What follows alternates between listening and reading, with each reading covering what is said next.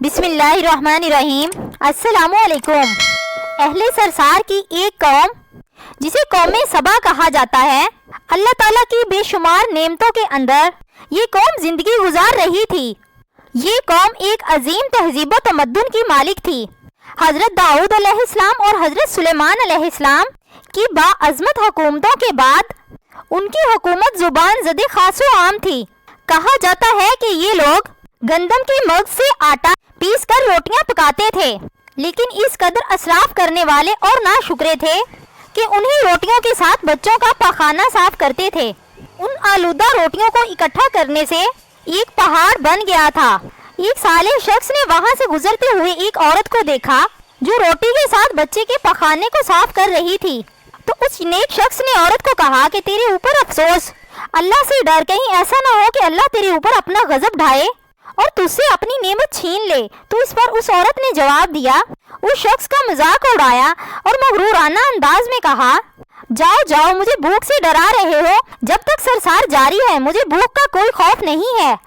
कोई ज्यादा अरसा नहीं गुजरा था कि उन लोगों पर अल्लाह ताला ने अपना गजब ढाया। पानी जो कि जिंदगी की बुनियाद है उन लोगों से छीन लिया था। कहत नाजिल हुआ, बात यहाँ तक पहुँच गई कि उनकी ज़ख़ीरा की हुई तमाम ग़िज़ा खत्म हो गई।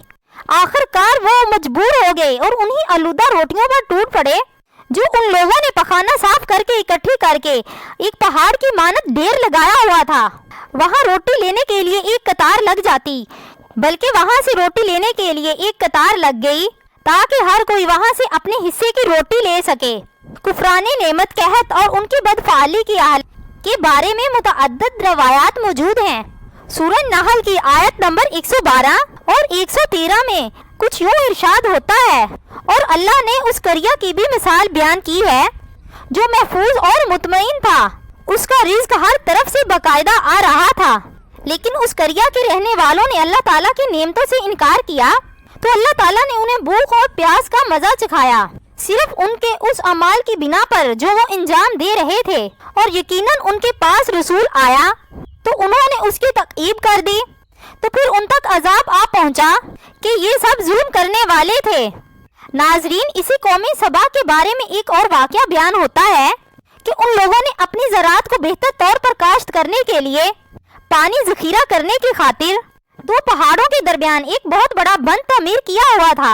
सुराब और दूसरे पहाड़ों से गुजरा हुआ पानी उस बंद में आकर वाफिर मिक़दार में जमा हो जाता था। कौमे सबा ने उस पानी को सही तौर पर इस्तेफादा करते हुए वसीअ अरीज और बहुत से खूबसूरत बाग लगाए और खेती बाड़ी को रौनक बख्शी।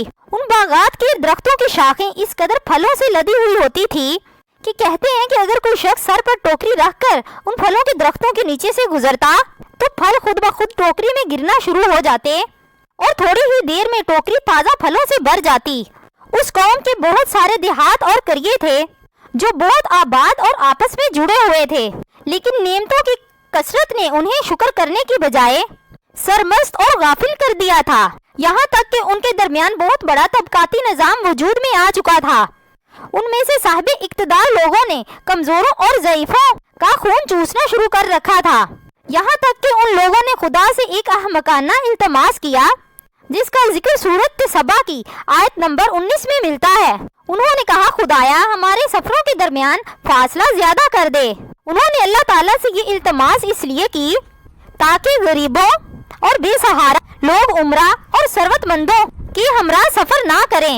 उनकी ख्वाहिश ये थी कि आबादियों के दरमियान खुश्की हो और फासला बहुत ज्यादा हो ताकि कम आमदनी वाले लोग उनकी तरह सफर ना कर सकें। अल्लाह ताला ने उन मगरूर पेट के पुजारियों पर अपना गजब नाजिल किया। बाज़ तारीख के मुताबिक उन मगरूर लोगों की आंखों से दूर सहराई चूहों ने मारब नामी बंद की दीवारों पर हमला करके उन्हें अंदर से खोखला कर दिया। उधर से बारिशें ज्यादा हुई जिनकी वजह से सैलाब आ गया और उस बंद में पानी बहुत ज्यादा इकट्ठा हो गया। नाजरीन, फिर अचानक बंद की दीवारें टूटी और उनसे एक बहुत बड़ा सैलाब आया जिसमें तमाम देहात, आबादियां, माल मवेशी, बागात, खेतियां, उनके महल और घर पानी में गर्क हो गए। उनके बागात और ज़रात में से सिर्फ कुछ पीलू, बेरी के दरख्त और कुछ झाड़ियां बची। खुशकलहान परिंदे वहां से कूच कर गए थे, जबकि उल्लुओं और कौवों نے قوم سبا کے کھنڈرات میں اپنے گھونسلے بنا دیے تھے۔ اس بات کا ذکر سورہ سبا کی آیت نمبر 15 اور 16 میں ملتا ہے، اور آخر میں سورہ سبا کی آیت نمبر 17 میں قرآن کریم نے اس واقعہ کا یوں نتیجہ نکالا کہ یہ ہم نے ان کی ناشکری کی سزا دی ہے، اور ہم ناشکروں کے علاوہ کسی کو بھی سزا نہیں دیتے ہیں۔ ناظرین، آپ کو آج کی ویڈیو کیسی لگی؟ کمنٹ میں اپنی رائے کا اظہار کریں، ویڈیو کو لائک کریں، اور اگر آپ ہمارے چینل پر نئے ہیں تو چینل کو سبسکرائب کریں۔ ملتے ہیں اگلی ویڈیو میں۔ اللہ حافظ۔